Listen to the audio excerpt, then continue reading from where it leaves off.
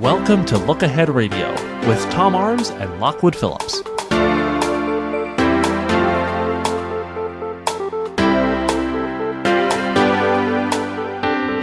Viewpoints on the talk station FM 107 AM 1240. It's that time of week when we get the opportunity to find out what's happening around the world with Viewpoints around the world with Tom Arms of Look Ahead Radio and, of course, LookAheadNews.com. He is joining us this afternoon. It's about a 5-hour time difference, so we are pre-recording this to meet our schedules later in the evening. But with that said, Tom, good afternoon. Thanks for joining us. Actually, good evening for you, as a matter of fact. Well, it's still bright sunlight out here. Oh. So, it's late afternoon, shall we say.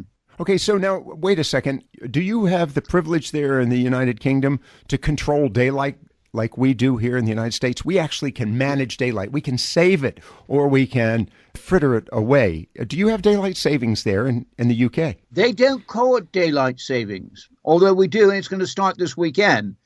They very optimistically call it summertime. Well, it's a little premature. We've just had spring solstice, but okay, this is summertime for Londoners. That's interesting. And by the way, weather, before I get to another breaking story there in your fair burg, what's the weather like in your neighborhood? Well, this morning I was absolutely soaked to the skin cycling to the gym. And this evening I'm sitting here boiling in hot sunshine coming through the window. Oh, okay. So you're actually experiencing weather change. You may want to call it climate change. We just call it seasonal change. All right, Tom, moving on to a more serious topic. We're seeing the stories right now here in the States, and of course it's early afternoon for us, late afternoon going into evening for you, the events in Parliament. And there have been stories about everything from a terrorist attack and any number of issues. Was there gunplay on the part of the perpetrators? Were they, in fact, perpetrators? What's happened? I know that it's premature to fully identify the events, and I think that's appropriate since this story is still unfolding. I can tell you everything I've seen and heard here. And, of course, this is all subject to the normal caveats because, it's still very sketchy. Uh-huh. We cannot say definitively whether it's a terrorist attack or not. Politics in the UK are very up and down at the moment, so you don't know whether it's going to be homegrown or come from outside the UK. It appears as if someone drove a car across Westminster Bridge, going from south across the Thames, heading towards the Houses of Parliament. Mm-hmm. They mowed down several people on the bridge, and then someone leapt from the car, and it's not even known yet whether it's a man or a woman, leapt from the car and stabbed a policeman. And then this person was immediately shot by the police that were on duty around Parliament. Now, several people have been injured by the car, and it's believed that the woman who was shot is dead, and a policeman, I don't know his condition. How is this being distributed in London? Is it on the radio? Is there a lot of concept of breaking news, interruptions of normal programs, and what seems to be the mood in London? Oh, yes, it's very much. Yeah, no, of course, it's on the television, it's on the radio. Okay. And it's certainly a breaking news on the internet. A lot of Twitter feeds are coming from members of Parliament. They're in lockdown in Parliament. The Prime Minister was bundled off in her silver Jaguar and taken straight to Downing Street, but she's the only one. Everyone else who's in Parliament, they were about to go in, they were about to have a vote. They were dividing up for the vote to go into the different lobbies when the incident occurred, and they're all in the central lobby, and apparently it's incredibly hot and stuffy, and one person has fainted. So all the journalists, all the staff, all the MPs are crowded into the central lobby where they know they can be protected, and they're all being surrounded by the police. Okay, so it's really lockdown in place. That's interesting. If that is the word that's being used, lockdown. As opposed to getting them evacuated from the area. All right, Tom Arms, of course, of LookAheadNews.com and Look Ahead Radio with us this afternoon, and we're getting tonight a live report from London. Tom, let's move on to other items, not to focus on just that. Let's bring it back to the U.S. for a few minutes. Let's talk about let me see. CGHQ is the abbreviations. GCHQ. Government Communications Headquarters. GCHQ being bandied about with the relationship with Trump and particularly previous predecessor Barack Obama. What's the news there in London and the UK? They are furious. They're absolutely livid. Although I must tell you about a joke. All right. David Cameron made the other day.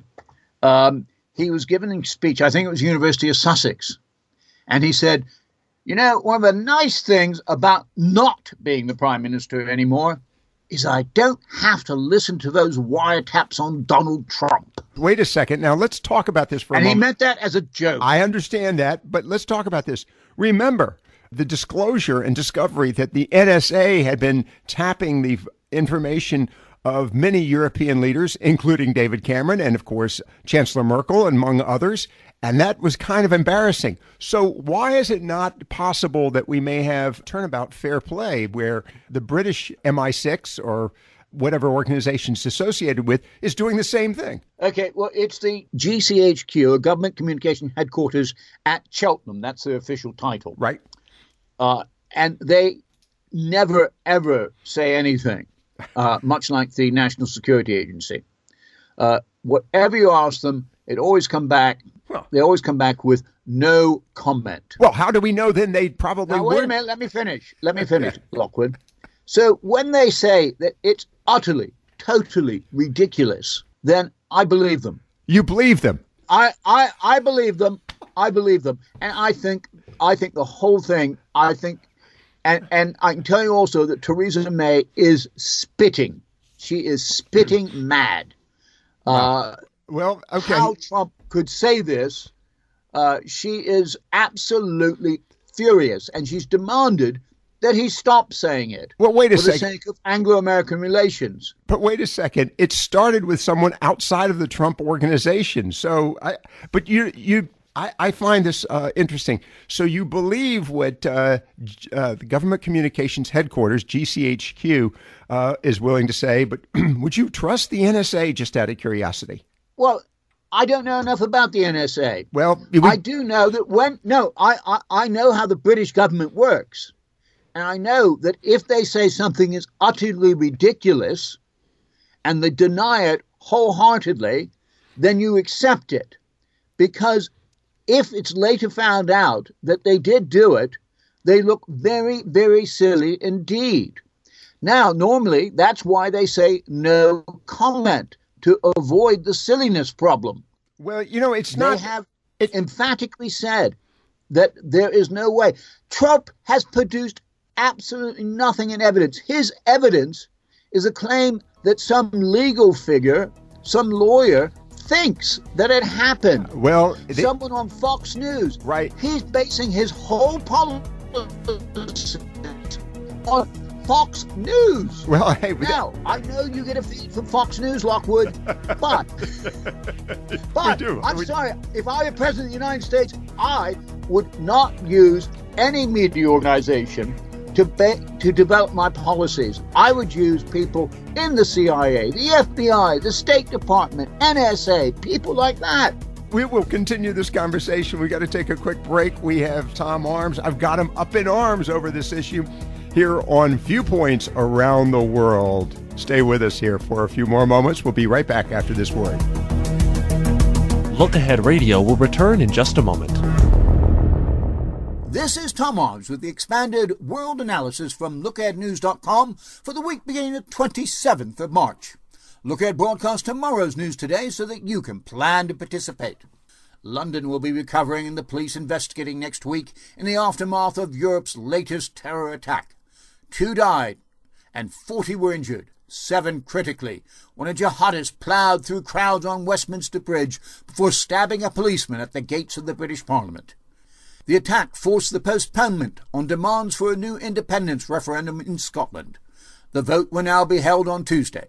Meanwhile, Monday is the deadline for Northern Ireland's political parties to stop bickering or face the reimposition of direct rule from London.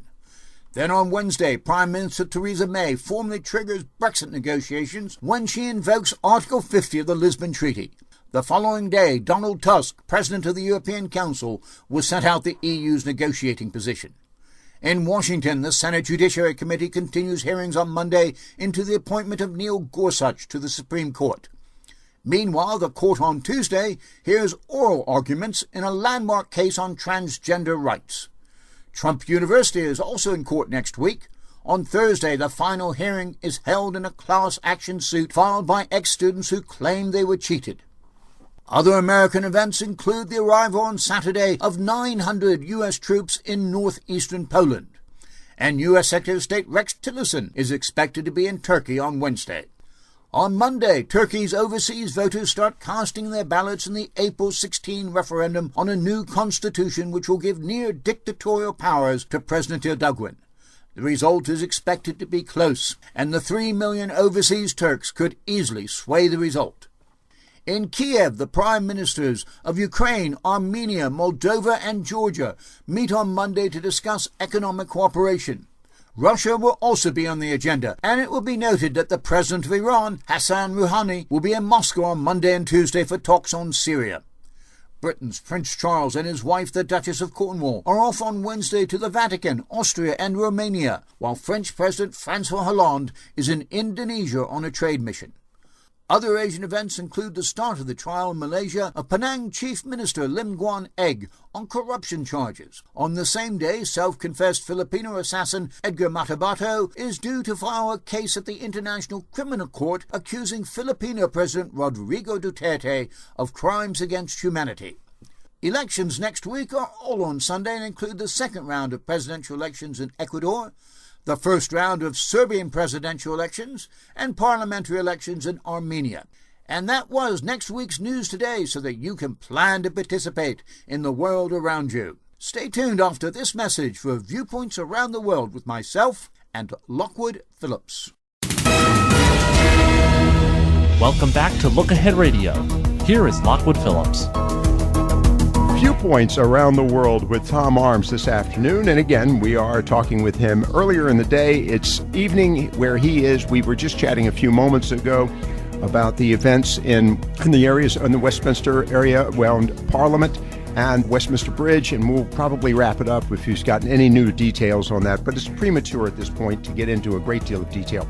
I want to go back to other issues, Tom. We were chatting a few moments ago related to security issues, and particularly that with GCHQ, Government Communications Headquarters, which I think, as I understand, is part of MI6.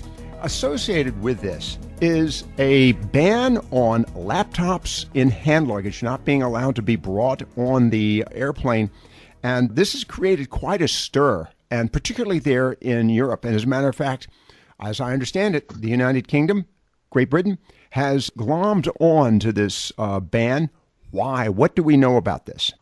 Well, what I've been told is, in fact, there was some intelligence that something was being planned, that there was going to be a terrorist incident involving a plane and an explosion on the plane, and that the explosion would be set off using either an iPhone or an iPad, something which could be carried in hand luggage. Okay.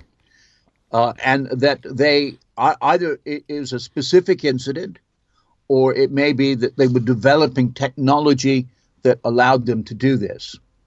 And so this is, I'm told, in response to specific incident, or not specific incidents, but specific intelligence. Has this created quite a stir for travelers? I mean, what's again, how is this being distributed? Is this news? Is this breaking news there in the United Kingdom and around Europe? Yes, it is.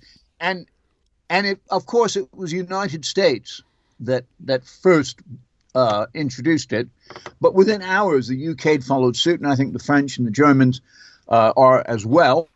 Although I'd have to double check that because it's an ongoing story, much like the lockdown in Parliament. And initially, the reaction was, "Oh, this is another Trump travel ban type story." Right. And maybe it will be challenged in the courts. But in this particular instance, it's not another Trump travel ban story. It just so happened that you were a couple of hours ahead of Europe on this one in introducing it. Well, we may have gotten the information. It appears to be a coordinated security effort. Okay.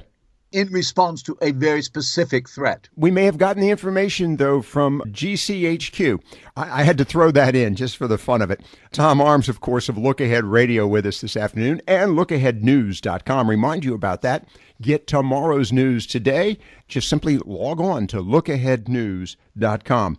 Tom, let's talk about an item tomorrow, as a matter of fact. And you sent me a little note on this. I know that you were working on this last week. A nuclear deterrence on the part of the British government in relationship to, well, Europe, ostensibly. What is on tap here? Well, I'm actually going to have a scoop on this one. At least I hope it'll be a scoop.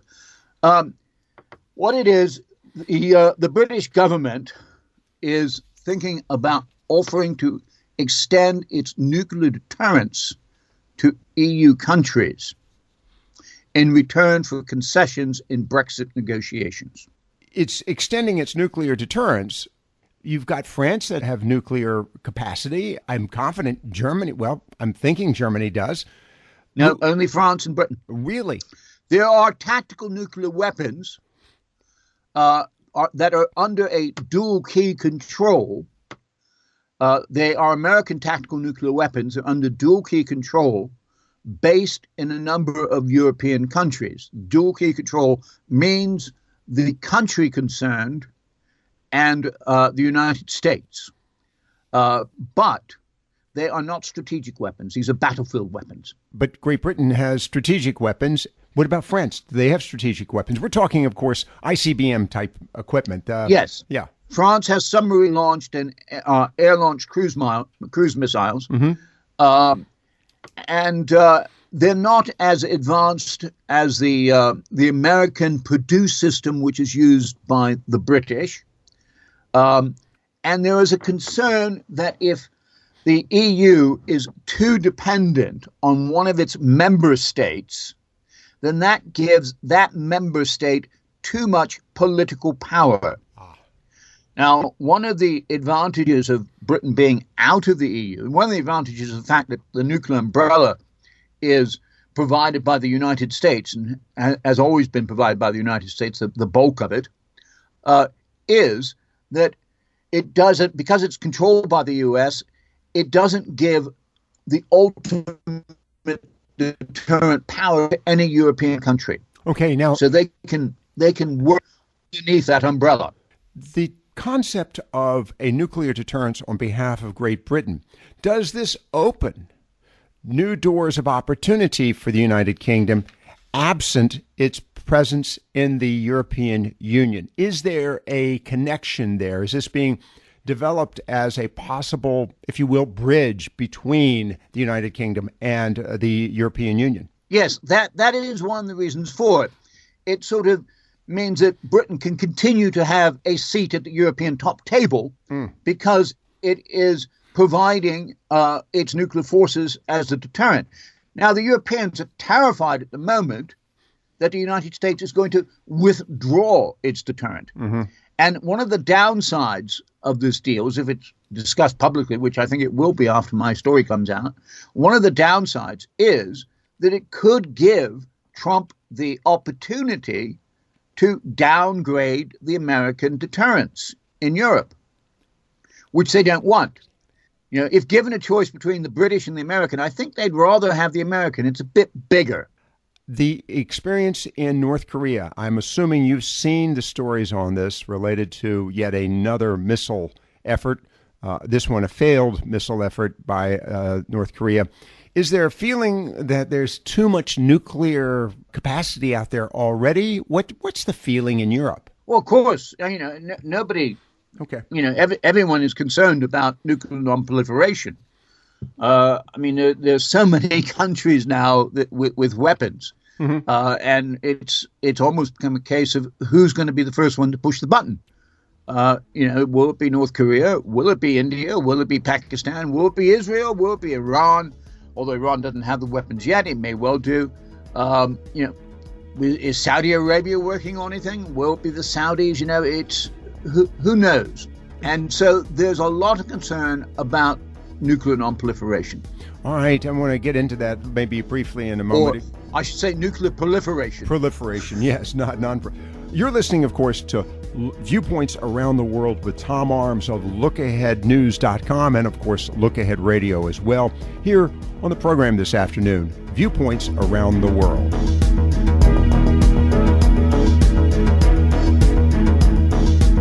Look Ahead Radio will return in just a moment.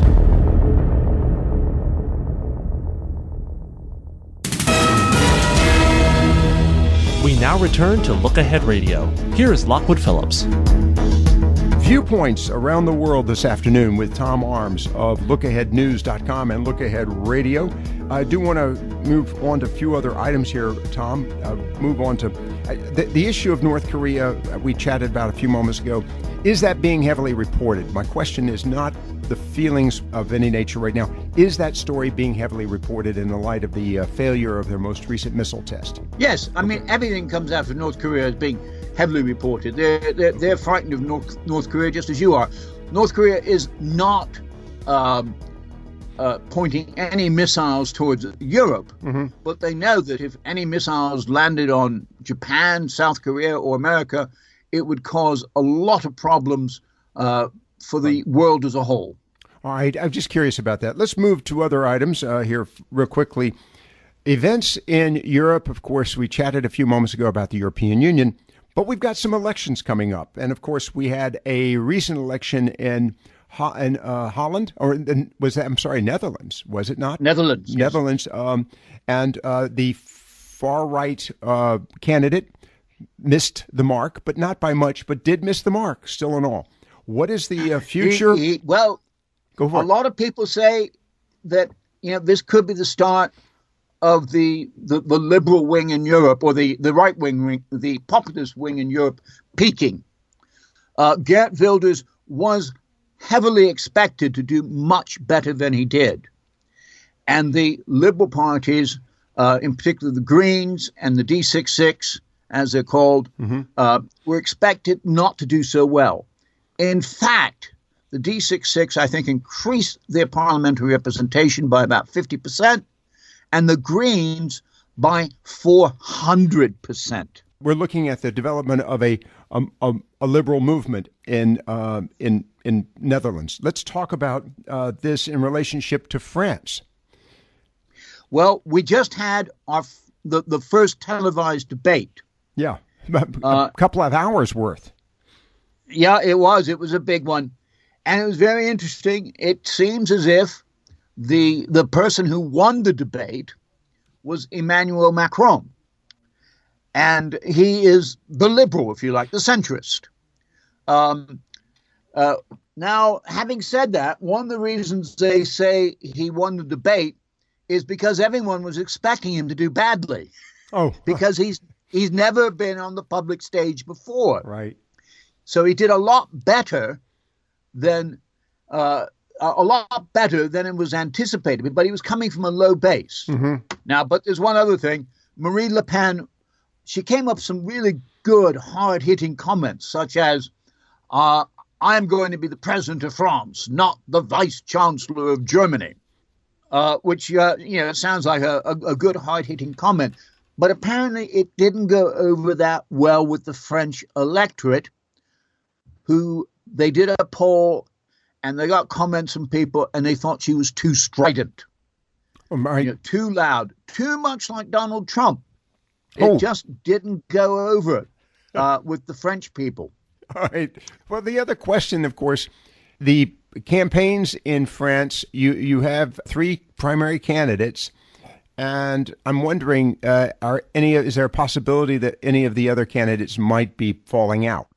They will fall out after the first round of the elections. Okay. Remember, it's a 2-round election. In the first round, you're going to have 11 candidates, and then they take the top 2 from that election, and they have another 2-week campaign just between the top 2, and the person who wins the majority in the second round wins. Now, it is possible for a person to win in the first round, but they have to win 51% of the votes, and that's never happened. It's highly unlikely. All right. Our guest again, of course, Tom Arms of LookAheadNews.com and Look Ahead Radio, and Look Ahead Radio heard every Friday afternoon here on the talk station and heard on radio stations around the world. Tom, sticking with the issue of, well, the European Union and relations politically, let's talk about Germany and Turkey. The president of Turkey has been really aggressive in his description of the Chancellor of Germany, describing her specifically as Hitler. This is not good politics. No, it is not. I can't remember exactly why the Germans might be a bit sensitive about this, but I'm told they are. Very. No, and Chancellor Merkel has responded by saying, "You must not say that." Other aspect I of want you to stop saying it now. Why? But why is he doing this? What is Erdogan so upset about with the German Chancellor and Germany? Because the Germans won't let him have rallies in Germany. They have a large Turkish population in Germany, and these Turks are all allowed, millions, and they're all allowed to vote in Turkish elections. And they tend to vote mainly for Erdogan and his policies. Last time there was an election in Germany, I think his party got 60% of the Turkish vote in Germany. Who pays for the election in Germany among the Turks? Does Turkey pay for this election, or does Germany? Okay, Turkey pays for it. Okay, Turkey pays for it. I don't know. They probably go along to the embassies and consulates. They have quite a few consulates. Or they can do postal votes. The big thing in Europe now is postal votes, but it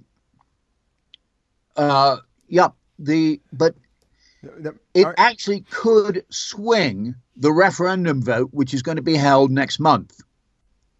So the Turks in Germany and France and the Netherlands, where he's been stopped from giving rallies, could actually swing the result of the referendum one way or the other. I did want to make mention of this. You've said this before, that in Turkey, they're removing the word no from any advertising whatsoever. Am I correct on that? Yes. because no means no to the constitutional changes. Okay. All right. This is important. Tom, and they're still locking up journalists and everyone else. Yeah, that's the other aspect of this. What is the impact on Chancellor Merkel? Because she also is facing an election. The fact that she's getting pushback from Turkey, and by the way, just to remind everyone, the seat of the Ottoman Empire, which was at one point a major opponent to Germany historically. But what is the impact of this reaction on Chancellor Merkel's campaign? Well, she has to be seen to be standing up to him. Okay. And in a way, he has to be seen to be standing up to her. And they're both going for votes. No. She is standing up for it. She's casting herself in the role as a defender of liberal values. And he is casting himself in the role of the defender of Islamic values in Turkey. Okay. And the two are clashing. Well, the other aspect of this, we won't get into the details of this, but it's important to bring up, Tom, and that is Erdogan has at his control hundreds of thousands of refugees, which he has threatened at times to release into Central Europe, which of course would probably end up at some point in some of these other regions, Germany, Netherlands, Holland, wherever, Sweden. So what's 2.5 million? 2.5 million. Okay. 2.5 million, and he's still he's threatening again. He's saying that after the referendum, he will be reassessing Turkey's role or position with Europe. Well, associated with that, Tom, is the fact that you've got concerns with Chancellor Merkel over her activities associated with the refugees as well. Yes, you do. And, it remains to be seen. I mean, the problem, those refugees are a bit like the nuclear deterrent. If he lets them loose, he's basically cut off all relations with Europe. He's put himself beyond the pale. But if he just holds on to them and threatens to let them loose, he might be able to get some concessions. This is interesting because it could potentially backfire on Chancellor Merkel, could it not? Because she's been criticized. It could backfire on everyone. She's taking a gamble that he won't let them loose, and he's taking a gamble that they will, cave in and be nicer to him for looking after the refugees. All right, we're going to at the same time, of course, the war in Syria. You've got the negotiations taking place in Geneva. You have negotiations taking place involving the Russians. Mm-hmm. And although there continues to be fighting and the rebels continue to fight against Assad, it does look as if Assad is winning. And if he does, then those refugees will start leaving countries like Jordan and Turkey and Lebanon and going back into Syria. All right, we're going to get back to that in just a moment. As a matter of fact, you bring up Russia and Kurdistan. Let's talk about that right after this break. You're listening to Viewpoints Around the World with Tom Arms of LookAheadNews.com and Look Ahead Radio. Stay with us for more here right after this break.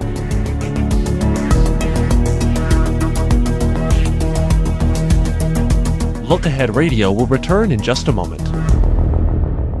Observations of an Expat by Tom Arms from LookAheadNews.com. The EU is worried about losing their American nuclear umbrella. The UK is worried about losing their European market and their seat at the European top table.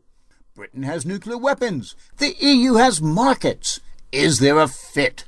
If so, the result could be a tectonic strategic shift with far-reaching political repercussions. My sources say there's enough of the fit for Prime Minister Theresa May to be thinking of offering to extend the British deterrent to EU countries in return for Brexit concessions. This is most likely to be in cooperation with the French.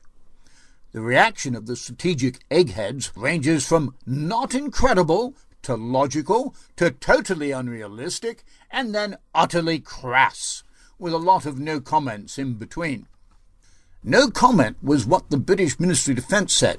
No reply was all that I could elicit from the Foreign Office in Downing Street. But the Department for Exiting the European Union was more forthcoming. It referred me to Mrs. May's 18th of January Brexit strategy speech, in which she said, "The third reason I believe we can come to the right agreement is that cooperation between Britain and the EU is needed not just when it comes to trade, but when it comes to our security too. Britain and France are Europe's only two nuclear powers. We're the only two European countries with permanent seats on the UN Security Council. Britain's armed forces are a crucial part of Europe's collective defence. After Brexit, Britain wants to be a good friend and neighbour in every way, and that includes defending the safety and security of all of our citizens." A quick phone round the embassies and European ministries of foreign affairs elicited more no comments until I came to the polls, where a spokesperson said, "Yes, that's right." The verbal reaction was quickly followed by an email with a more diplomatic no-comment line.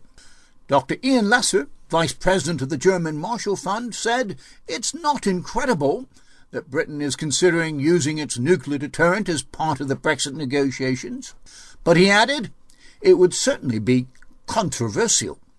Dr. Lesser thought it was more likely that what would emerge would be an Anglo-French-German relationship which would tie the EU more closely to NATO in such a way that Britain still had a seat at the top table in Europe. The possibility of Britain extending its deterrent is made credible by President Trump's comments about America first, NATO obsolescence, reluctance to defend cash-strapped NATO members, and even cutting defence costs by providing nuclear weapons technology to allies. The onset of Trump-style American isolationism has prompted talks about greater European defense cooperation, including, at the suggestion of the Polish president, a German-funded European nuclear deterrent. This was firmly and immediately rejected by Chancellor Angela Merkel. Strategists in Europe and America have historically opposed the dominance of a single European country. Germany is currently the number one political and economic power, but it lacks the military capability to project its influence. One of the roles of the American nuclear umbrella has been to protect Europe, while at the same time allowing the ultimate deterrence to be controlled from outside Europe, thus preventing the emergence of the one overbearing European state. A perpetual fear of Europeans during and after the Cold War has been that America would decouple itself from Europe by withdrawing or weakening its nuclear umbrella. This would leave the EU vulnerable to Russian nuclear blackmail. The UK outside of the EU would also be politically removed, and there would be a continuing link with the US, as the Trident missiles used to deliver British warheads are American-made. Any deal would require American approval. An Anglo-French nuclear deterrent would be only 515 nuclear warheads. The US has 6,970. But Britain and France currently look a lot more reliable. Welcome back to Look Ahead Radio. Here is Lockwood Phillips. Viewpoints on the talk station FM 107 AM 1240. Viewpoints around the world with Tom Arms of LookAheadNews.com and, of course, Look Ahead Radio as well. Tom, let's talk about several quick items here before we wrap things up. First, we chatted a few moments ago about Russia, a base in Kurdistan. We have Russian relations with the Kurds. What's happening there? Very quickly. Well, the Kurds, as you know, a group which straddles Turkey, Iraq, and Syria and Iran. Mm-hmm. And they've been playing a major role in fighting against ISIS and also fighting against Assad. But they have formed a relationship now with Russia. And the Russians are setting up a base in Kurdistan. And reports are that they are providing military training and weapons to the Kurds. Which this is going to sour relations with Turkey, exactly. Russia's new best friend. Yes, I wanted to bring that up. Yes. Exactly, because the Kurds are hated by Erdogan. But the Kurds have been the subject of major pogroms on the part of the Turks in history. So the Kurds dislike the Turks as much as the Turks dislike the Kurds. Am I correct on that? You are absolutely correct. You know, there's a first time for everything. Oh, thank you very much. I'm glad you finally agree with my right thinking. Tom Arms of LookAheadNews.com and, of course, Look Ahead Radio. All right, this... You almost left me behind. Well, this is going to definitely upset the balance there in the Middle East. I got a quick question. Ignoring Syria, Iran, what role does Iran play in this, just out of curiosity? Iran is supporting Assad, and it's working with the Russians, and it's also supporting the Kurds. Wow. It's fighting against ISIS because ISIS is Sunni, right, and they are Shiite. It's just, I'll tell you what, just when you think things are calming, or I should say calming down, but lining up in the Middle East, somebody like the Russians just really upset the entire apple cart. This will be worth watching. The Middle East will keep journalists fully employed for centuries. We're gonna follow up on this in the weeks ahead. Tom Arms, of course, of LookAheadNews.com and Look Ahead Radio. Tom, before I get to the final question related to the happiest country in the world, we had a caller who has left me a message and would like to ask a quick question.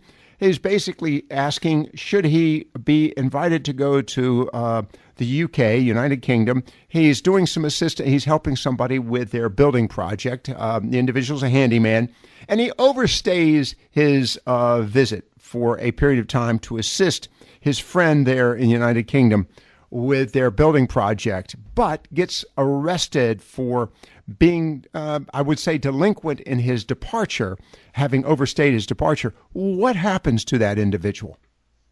Okay, I would say it's unlikely that he would be arrested. But what would happen is when you come in, they stamp your passport with the day that you arrived. And it will say you have a 6-month visa. Mm-hmm. And then they will look at that when you leave. And if you've been there longer than 6 months, they will stamp your passport again. And it will say, you can never come back.